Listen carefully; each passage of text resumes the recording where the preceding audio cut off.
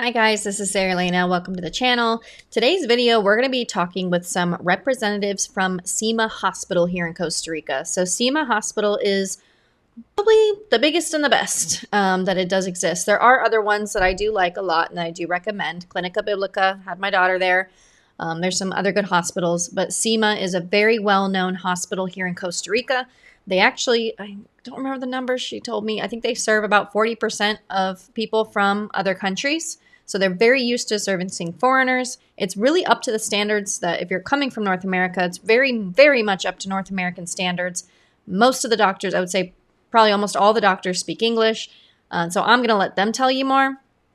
But in this video, we're going to talk, you're going to hear from them about international insurance. So this isn't an insurance policy that you would have acquired here living in Costa Rica. This would be if you have insurance from your home country and you just happen to be in Costa Rica and you need to go to this hospital, here's what you can expect. Now, when we started this meeting, I really didn't have the time to make any kind of introduction, so we just kind of hopped on in there and went with the information. So in the meeting, you're going to see that we talk about, okay, the international insurances that they accept, just like at least a small list of some of the more well-known ones, some of the differences between the traveler insurance and insurance with international coverage, deductibles, co-payments, co-insurance, Medicare, Blue Cross Blue Shield, Aetna, and just differences between some of the domestic policies with international coverage, important documentation that you should be bringing with you, authorizations, in case of emergency, how do you proceed, how to know if a particular doctor that you're working with does accept your insurance. And yeah, so I hope that this information is really helpful to you, and definitely look out for another video that I'm going to have linked down here below, because I do work with a lot of retired military. So I did a whole separate meeting with Paula, and she handles the VA insurance that's accepted here in Costa Rica. So this meeting that you're going to see right now is with Jorge Giovanni Paz Campos, and Douglas Garcia was also in the meeting with us. And I hope you enjoy the information. It's really helpful. I'm sorry, Sarah. It's because I was late, but I was trying to introduce Jorge and Douglas. They are for the International Insurance Department, and they going to share about the daily basis of the insurance and everything. And Basically, here on the hospital, we receive like a variety of international insurances. I already mentioned five of them. We usually work with Aetna, Bupa, Cigna, Blue Cross, Blue Shield International, ASA, etc. We usually work with them because we have a direct contract with these insurances, but we also accept travel insurances. Usually, with the travel insurances, what happens is that they have like a limited coverage of their policies, because usually the tourists that come here to our country, they buy like a travel insurance just for accident or any like disease that is not too complex. So basically, with the travel insurance is just to have like a primary attention of the emergency area. And the difference between the travel insurances and having an international insurance, it's the coverage. Basically, with the international insurances, what happens is that the patient has like a more coverage, and also we can extend the coverage for the patient, because usually with the international insurances, it's for the patient, it stays more than 1 or 2 or 3 days in the hospital, so we can have like a full coverage of the hospital fees, and also from medical fees from the doctors. From travel insurance is a little bit different. The attention, it's in the same day, and the patient is leaving the same day. That's why it's a little bit complicated to have a guarantee of payment through them. But even though if the patient um, the procedure or the attention, it's a little bit complex, we can also have a guarantee of payment through third party administrators, which we work with them a lot also. Continue on with the deductible, copay, and co-insurance. Basically, those are three parts that all the policies, international or local policies, have here. The patient's deductible, basically, it's an amount that the patient has to be responsible for every year. Just to give you an example, usually the deductibles are from $5,000 to $10,000. Once the patient um, pays this amount, the patient has the full coverage or for any of the hospital services. And continue on with the copay. Basically, the copay is like a percentage. It's a percentage that the patient has to pay: 10%, 20%, 5% for any service that the patient acquires here at the hospital. It could be emergency services, ambulatory services, hospitalization services, inpatient or outpatient services. The patient needs to assume that percentage. And for insurance, basically, it's the same situation about co-payments, but we are not talking about percentage. We are talking about amounts, specifically amounts of, I don't know, could give you an example. The patient has to pay like $50, $20, $30 for a consultation with the doctor of the emergency room, $10 for X-ray service, $20 for laboratory service, etc. Basically, that's why. Well, usually it's the information that we have from the international insurances, and also with the with the other insurances that we work with, basically home plans or insurances from the USA, specifically in the case of Medicare, Blue Cross Shield, and Aetna. They have a little bit different. We handle that international insurances a little bit different. It's because those international insurances usually they work only in the U.S. But there are like exceptions that we can work with because they have like international coverage. Just to give you an example, Medicare, the typically Medicare that the people use on USA, on the United States, we cannot have like a guarantee of payment for a regular Medicare service. But if the patient has, for example, a Medicare Advantage, because it's a premium service, we can have a guarantee of payment. So the hospital can assure the payment of those services through Medicare Advantage. Also, same situation with Blue Cross Blue Shield. Blue Cross Blue Shield, usually it's a local plan from the US. Usually it works perfectly in the United States, but internationally it's a little bit different. And I mean with this that the Blue Cross Blue Shield works with a third party administrator, specifically with Global Core.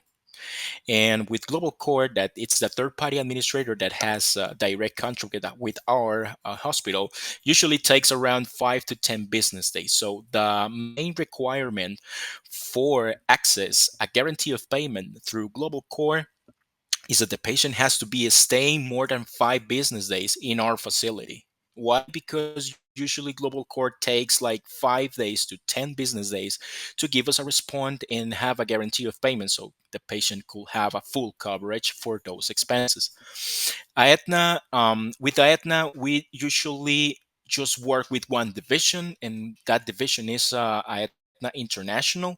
With Aetna International happens the same situation. We work just only with Aetna International because we can assure the payment of the hospital services through them only.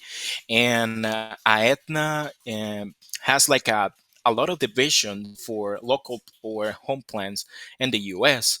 But here in our facility, we just only work with the international division because we have experience that through Aetna International, we can assure the payment of that services. Sometimes, it's very difficult to explain to the patient because they come with a tons of international insurances from the US, and we can get in touch with them with directly with the primary insurance of the US, and they can say to us or assure that that the hospital is going to be paid for those services, but it's very difficult to have like a to assure that payment because usually on the US, on the United States territory, they usually ask for NPI or I'm sorry, I forgot the other name. Tax ID number. And Tax unfortunately, ID. here in Costa Rica, our office, the tax ID, we do not have that information. But also here in our office, we have someone that can help us to specifically get a benefit for those patients that requires MPI and also tax ID number. So basically, we are just trying to help the patient as much as we can. The last resource is to make a reimbursement for the medical expenses in the case that we cannot have like a guarantee of payment for the medical expenses. That's like the last resource that we can use when the patient once the patient is here in our facility. We tried our best to have a guarantee of payment through the primary insurance, third party administrator, and also a person who is in charge to get a benefit from policies that requires MPI or tax ID. Moving with the next subject, well, usually also, I'm sorry, we work with. Let me see, just one moment. I'm sorry, once we have this information that the patient comes here to our facility, give us the information about the insurance that the patient has, what kind of the documents needs to present to us, or what type of documents the patient does need to have in order to continue with the process. There's like two documents that is pretty essential to have, and I believe that any hospital in any part of the world requires. Basically, it's the identification of the patient could be passport. Here in Costa Rica, we call it cedula. Also, needs to have the ID number, policy number, anything that has be related with their policy of the insurance. If usually they have like a card, a physically card with the policy number, certificate or ID number, or even though usually now the insurances give a digital card with that information without a physical uh, card. So with those two documents, it's very important to present in order to continue with the process and trying to get a benefit for the patient. Now, with the guarantee of payments, how to proceed and how is the process? Well, in this case, once we have these documents, and we have to submit the medical information that we have here in our facility. In our facility, we handle a digital a digital a medical what can I say about this? It's a medical record. It's a as a digital medical record. Usually, all the doctors write on it, and we can access to that information. Basically, they have medical notes from the main doctor. It has medical notes from the nurses. It has lab report, X-ray, etc. Once we have that information with the information that the patient provides to us. Also, we provide a hospital breakdown so the primary or the third party administrator who handles the case of the patient has access to this information too. And this insurance has like a full view of the medical notes, how much is the hospital bill at this moment, who is the doctor who is treating the patient, and how much days is going to stay in our facility. So basically, we are like a full view of how many days the patient is going to stay in our hospital. And with that information, the insurance can give us a guarantee of payment for 2, 3, or 5 days that the patient stays in our facility. Basically, it's like the basic or how we handle this type of cases. Now, once the patient because that's like inpatient services. Now for outpatient services, when the patient comes up to the emergency area, on the emergency area usually we proceed uh, uh, as the same way as inpatient services. The patient has to get in touch with the primary insurance so the patient can open a case. Usually, the primary insurance or the insurance who is in handle the case of the patient gives a case number. With that case number, we can handle much better the the situation or the case of the patient on the emergency room, because if the patient calls to the primary insurance and provide us the case number, it's much easier to provide the medical notes, the hospital breakdown, and all the documents that the primary insurance needs. If if the patient does not call to the primary insurance, the situation is getting a little bit complicated, because usually the primary insurance ask for a specific information of the patient, like phone number, email, address on the U.S., and the people who is enjoying him or her on the emergency room. That's like a little bit personal information to the patient that the patient can provide to the primary insurance. That's why it's important to let the patient know that, first of all, he or her has to get in touch with the primary insurance to proceed with an emergency case on the emergency room. I'm sorry. Now, with the doctors, with the doctors who are in charge of the patient here in our facilities, they have the freedom to choose if they want to work with the insurance of the patient or not. It depends entirely of the decision of the doctor, because just to put it in a simple way, the doctor, it's the one who choose to be paid through the international insurance of the patient, because they usually took like 30 to 90 business days to have a payment back for the medical fees. If the doctor is willing to wait 90 days for that service, that's fine. The doctor get in touch with us, and we can help to the doctor to get that benefit through the international insurance. But if the doctor is not agree with this arrangement, then the doctor has to um, get an arrangement directly with the patient.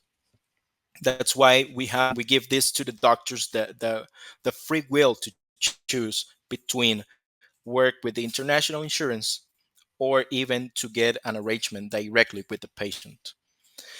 Usually, the doctors here in our facilities are willing to work with the international insurances just to help to the patient, because not all the patients has the same situation. Not all the patient has the the possibility to assume or pay up front for the medical services. That's why I came to our facilities and try to obtain the full coverage through the international insurance.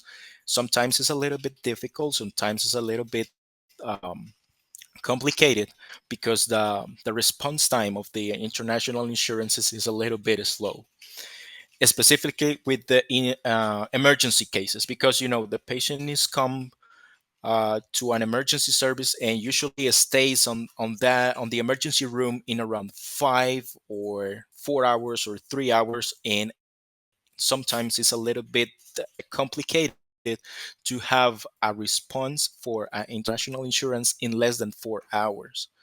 Usually the 50% or 60% of the cases, the international insurance says response that the patient has to pay upfront in order to leave the hospital as soon as possible, because to have a guarantee of payment just for the emergency room in less than 3 hours, it's a little bit complicated and difficult. And also for the policy terms and services, because usually they have like a very high deductible, and it does not have a common sense to come up to the emergency room for a 500 services when you have a deductible of $10,000. So basically, usually we have that situations too, when the patient has to decide which way to choose. Usually, that's the mechanism that the hospital has in this type of situation. That's the information that we handle with international insurances, local insurances in the US, and also with the doctors in the situations of the inpatient and outpatient services. That was a lot of information. I appreciate all that. That's so yeah. So that just has to do with only people that are maybe from the United States or another country that have international insurance. It wouldn't be, with any kind of insurance policy here originating from Costa Rica then. Well, yes, well, we receive like no, not only from the US, we receive patients from all parts of the world, Mhm. but not only from the US. Of course, we receive a lot of patients from the US because usually we receive a lot of patients from the US, but we also receive intern all another patients from other countries also. From the US is a little bit like easy to get in touch and know um, the process to have a guarantee of payment with the US patients because we work with them a lot. But sometimes it's a little bit different with the other countries, with the other insurances. Just to give you an example, I don't know if the patient comes from Australia, the process that the patient of the US is not the same from the Australia. The process is a little bit different. They require like more information, like medical reports directly from the doctor who explains about the situation of the patient and what happened exactly to him. And so the medical reports here are very important. And usually we have like a better response when once we have a medical report. All the doctors here are willing to help us to give us a medical report with a full detail of the situation of the patient, so the insurance knows what happens to the patient, how many days are going to stay in our facility, and how is going to be the treatment of this patient. So the insurance from our part is going to get much information that they are waiting for, basically, because once they receive the medical notes from the hospital, they'll also will going to receive a medical report, so the insurance can have more information to analyze and investigate in order to give us a guarantee of payment. So basically, here in our facility, we're trying to send as much information as can we provide to the insurance so we can expedite the process to have a guarantee of payment. Sometimes it's not, unfortunately, is not in our hands, because once the patient has a, for example, if the patient has a discharge, usually we know about the discharge of the patient one day after, one day before, I'm sorry, 1 or 2 days before, and that's why we are trying to get the benefit so the patient can have no delays at the moment of the discharge. But it's not depending 100% from us. It depends entirely of the response of the international or primary insurance. And that situation is a little bit complicated. So that's why we handle this process very carefully once the patient gets in our facility. Okay. Yeah, that makes a lot of sense. Thanks. Thank you for explaining all that. That's great information, I think, for other people to have so they know a bit about how it actually works. Um, yes, exactly. We have this process, and I believe that this process works for us pretty well. Not It's not like 100% effective, of course, because it's not perfect like any other process. But through this process, we usually get 90 or 85% of the guarantee of payments of the international insurances that comes here in our facility. So sometimes we cannot accept international insurances for the same situation because we cannot assure the payment to the hospital Hmm. through that primary insurance. So unfortunately, um, that comes to our facility too. But we're trying to help the patient to obtain a guarantee of payment until the last resource, which is the reimbursement. Yeah. But from our side, we are from the part of the patient, because we know that the patient comes here for a service. He's worried. He's trying to get well. He's trying to get well received. He's trying to get at the best attention possible for his or her disease, or for any service of the hospital. He is trying to get the best. So we are trying to get the best response possible from the insurance, so he cannot worry about that situation. Also, just to give you a final point of view, sometimes, because it's not happens all the time, we are trying to not get involved the patient in the process. We are trying to avoid that situation, because I know that the patient we know that the patient is here for a medical situation, and not to fighting with his insurance. But sometimes it's a disappointing, having no response from the international insurance of the patient.